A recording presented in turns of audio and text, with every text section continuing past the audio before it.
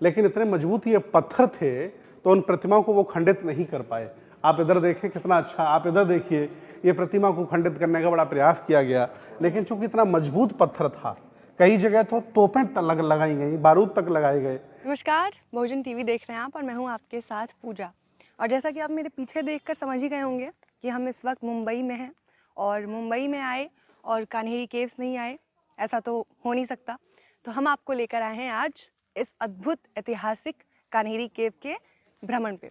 आपको ये पूरा केव घुमाएंगे, यहाँ के कुछ अद्भुत चीज़ों को दिखाएंगे, इतिहास में इसका कैसे महत्व है और बुद्ध से ये कैसे जुड़ा हुआ है, उसके इतिहास को आज भी इसने कैसे अपने अंदर संरक्षित रखा हुआ है, वो भी आपको बताएंगे। लेकिन उससे पहले ये जान लीजिए कि अगर आप मुंबई आते हैं तो यहाँ तक कैसे पहुँच सकते हैं।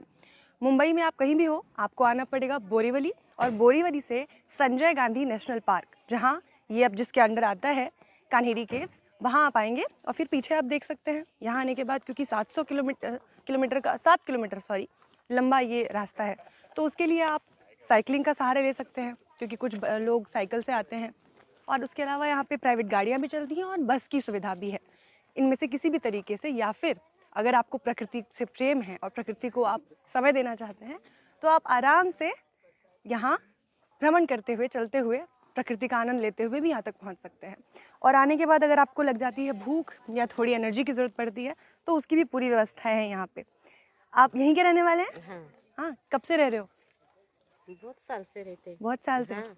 तो यहाँ के मूल निवासी हैं जो अभी भी यहीं रहते हैं, तो इन्होंने आपके लिए नाश्ते का भी इंतज़ाम रखा हुआ है, बिल्कुल फ्रेश। ये क्या है? चना मसाला। ये चना मसाला। हाँ। और ये फल है सारे। हाँ, तो ये आप बेचते हो, कितने का चना मसाला? 20 रुपए। 20 रुपए। हाँ, अच्छा, और ये फल?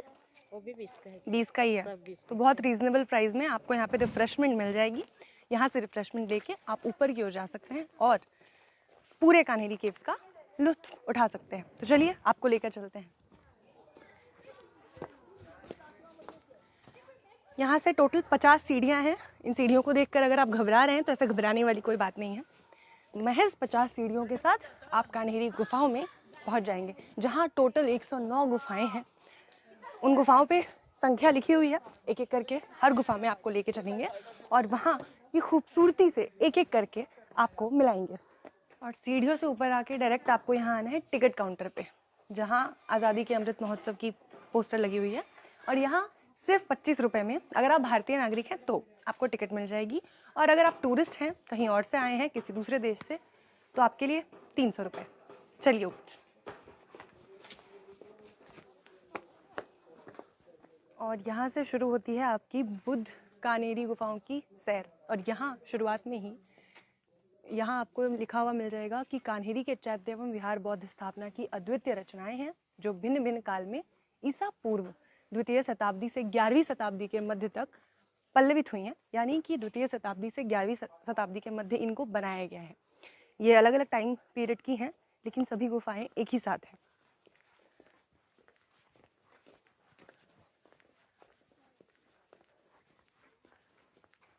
जैसा कि आप देख सकते हैं, यहाँ मेंशन है, ये गुफा नंबर 1 है अंदर।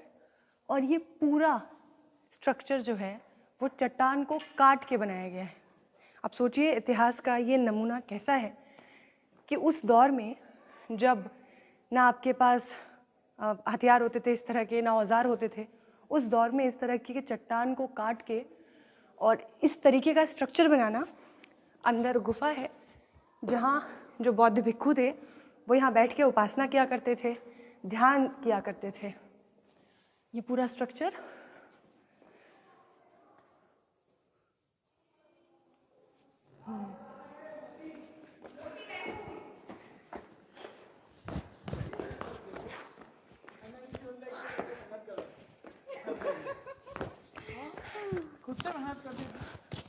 मुझे लगा मेरा वीडियो बना रहा है। शिट, बेइज्जती हो गई।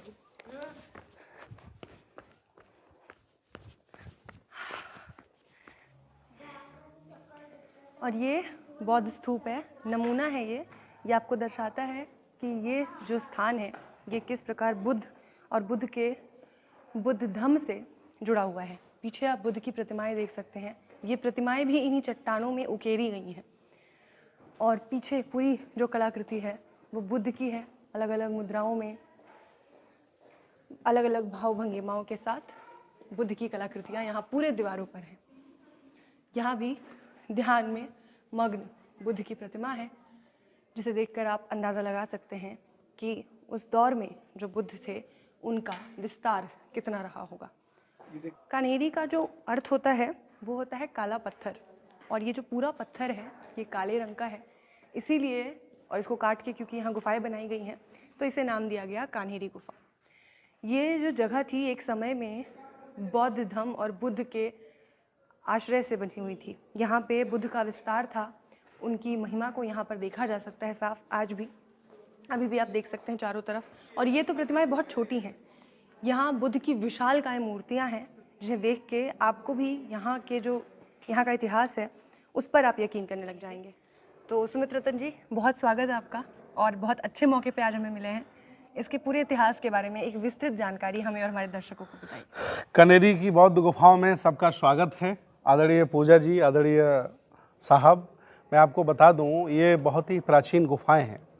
मैं आपको बता दूं यहाँ ये पहाड़ था, उस पहाड़ को उस ज़माने के शिल्पकारों ने, बौद्ध भिक्षुओं ने काट काट के बनाया। एक्चुअली एकांतवास बौद्ध भिक्षु तलाशते थे साधना के लिए, ध्यान के लिए, मेडिटेशन के लिए। उस समय यहाँ सम्राट मिलिंद का शासन हुआ करता था। सम्राट मिलिंद ने भंते नागसेन जी से कहा था कि आदरणीय भंते जी, आपका काम है चरख भिक्षवे चारिकंग, बहुजन हिताय बहुजन सुखाय, ना कि आपका काम है पत्थरों को काट करके प्रतिमाएं बनाना। तो ये बात नागसेन के समझ में आई, और नागसेन उस समय महास्थविर थे, उन्होंने परास्त किया था मिलिंद को।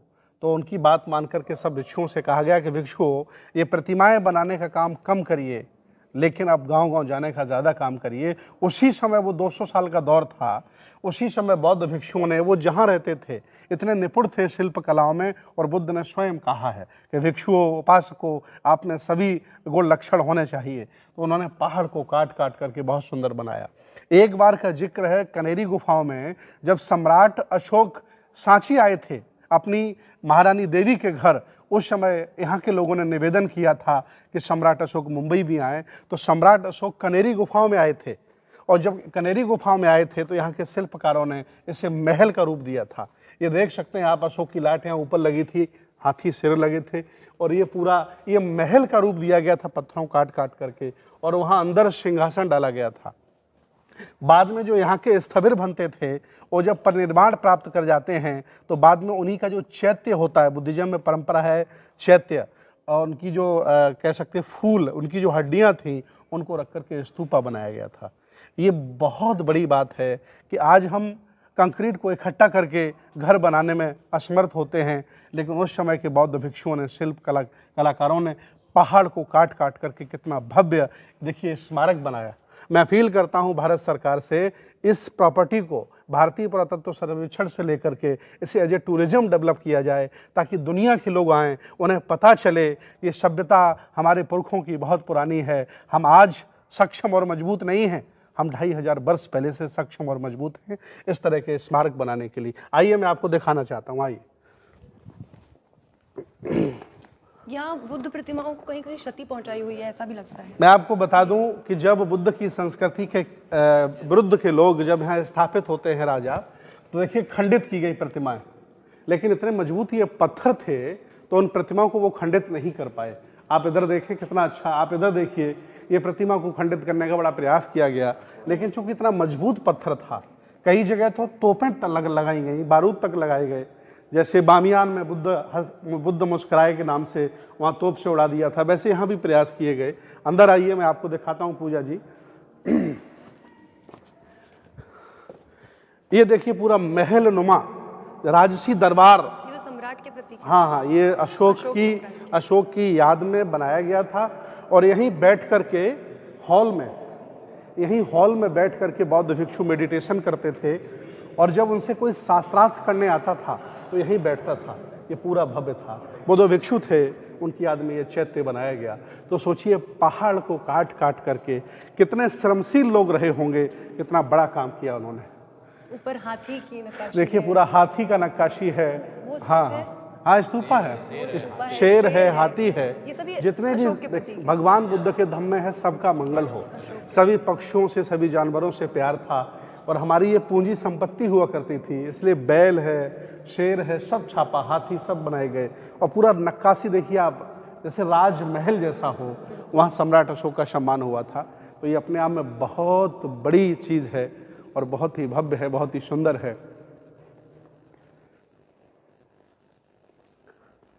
तो मैं अपील करता हूँ भारत के, दुनिया के सभी समतावादी, मानवतावादी, विज्ञानवादी, तर्कवादी बौद्धों से, आइए कभी मुंबई आओ तो एक बार लेनी में ज़रूर आइए, आकर के देखिए कि आपके पुरखों ने कितना बड़ा काम किया है। धन्यवाद। एक समय में 2 सदियों का दौर आपको एक साथ देखने को मिलता है। एक तरफ वहाँ ऊंची ऊंची इमारतें हैं जो आज के रहनेवासियों का घर है, और एक तरफ ये है जो इतिहास को अपने अंदर संजोकर जिसमें रखा हुआ है, जहाँ इन जंगलों के बीच, इन घने जंगलों के बीच आप देख सकते हैं प्रकृति के बिल्कुल बीच में, प्रकृति से कितना जुड़ाव है बौद्ध धर्म का, ये यहाँ से साफ जाहिर होता है। और यहाँ इन गुफाओं की गोद में बैठ के, प्रकृति की गोद में बैठ के जो बौद्ध भिक्षु थे वो उपासना किया करते थे, साधना किया करते थे। यहाँ ऊपर अभी ये और भी है, हमने अभी आपको कुछ थोड़ी ही गुफाएं दिखाई हैं, कुल 109 ऐसी गुफाएं हैं जिनको काट काट कर बनाया गया है। और यहाँ से अब आप जा सकते हैं सीधे, ये एक लगातार यहाँ से गुफाएं हैं जो क्रम संख्या के साथ आपको आगे की ओर ले जाएंगी डायरेक्शंस बताते हुए।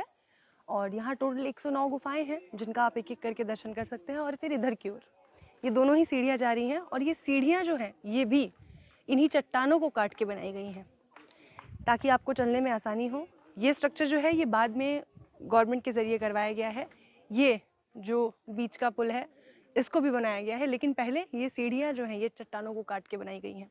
यहाँ से ऊपर आप गुफाओं में जा सकते हैं। और इधर भी ये सभी बौद्ध भिक्षुओं के उपासना के केंद्र रहे थे उस दौर में। और यहाँ प्रकृति के बीच आपको जानवर भी देखने को मिल सकते हैं। अगर आप लकी रहे तो आपको यहाँ बहुत सारे जानवर, हिरण है, शेर है, जो कि देखने को मिल सकता है। और यहाँ पे बंदर हैं, इनसे सावधान रहें, ये आपके सामान पे झपट्टा मार सकते हैं। सीधे साधे दिखते हैं, दिखते सीधे हैं पर हैं बिल्कुल नहीं। ये प्रिकॉशन के तौर पे आपको बताया जा रहा है, इसका ध्यान रखिए। आज रेन वाटर हार्वेस्टिंग जैसे बड़े बड़े शब्द आपने सुने होंगे जिसको बहुत उपयोगी बताया जाता है और सभी लोगों से उसे करने की बात की जाती है। लेकिन तब इतिहास में लोग कितने जानकार थे, ये आप देख सकते हैं। सीढ़ियों से जो बारिश का पानी हो ये नीचे आते हुए किस तरीके से इसको बनाया गया है कि ये पानी इन अंदर टैंक्स में, जो ये टैंक्स बनाए गए हैं इनमें ये पानी रहे। अभी इसको फिलहाल सरकार की ओर से इसको संरक्षित कर दिया गया है, लेकिन इनके अंदर ये पानी बारिश किए जाते थे और इनको संरक्षित किया जाता था और साल भर इनसे अपना काम चलाते होंगे लोग। इधर भी ऐसे ही स्ट्रक्चर बने हुए हैं जो सीधा इधर अंदर जाते हैं। तो ये बारीक बारीक चीज़ें जिनको यहाँ किया गया है, रहने का पूरा व्यवस्था है। और एक और बहुत महत्वपूर्ण चीज़ जो आपको दिखाना चाहूँगी, एक यहाँ भगवान बुद्ध की प्रतिमा है और एक यहाँ है। आप देख सकते हैं कि इसका जो मस्तक है वो सही सलामत है, लेकिन इसका तोड़ा गया है। हालांकि तोड़ने के बाद भी आप इसकी पूरी जो खूबसूरती है उसके ऊपर ध्यान दे सकते हैं, लेकिन ये बताता है कि किस तरीके से बौद्ध धर्म को एक समय में निस्तो नाबूद करने की पूरी कोशिश की गई थी। लेकिन उसके बाद भी उसका इतिहास अभी भी प्रचुर मात्रा में मौजूद है। और जगहों जगहों पर आप किसी भी राज्य में जाएंगे, वहाँ 1 या 2 ऐसी जगहें आपको ज़रूर मिल जाएंगी जो ये दर्शाती हैं कि बौद्ध धर्म जो है वो एक जगह तक सीमित नहीं था, वो भारत और विश्व के अलग अलग जगहों पर किस तरह अपनी पदयात्राओं के ज़रिए पहुंचा है। ये जो पूरा एरिया है ये 2 किलोमीटर में फैला हुआ है। 109 गुफाएं हैं यहाँ। अब इन 109 गुफाओं को घूमना और उन सब तक पहुंचना एक ही वीडियो में संभव नहीं है। और वो 109 गुफाएं भी लगभग एक सी हैं। उनमें से कुछ जो खास हैं, जिनमें कुछ ज़्यादा आपको देखने को है और उनमें इतिहास जानने को है, उन खास गुफाओं में आपको ले चलेंगे। लेकिन फ़िलहाल के लिए इस वीडियो में बस इतना ही। अगली वीडियो में आपको उन खास गुफाओं में और उनमें छुपे इतिहास और रहस्य को बताएंगे। इस वीडियो में फ़िलहाल के लिए बस इतना ही। देखते रहिए बहुजन टीवी। धन्यवाद।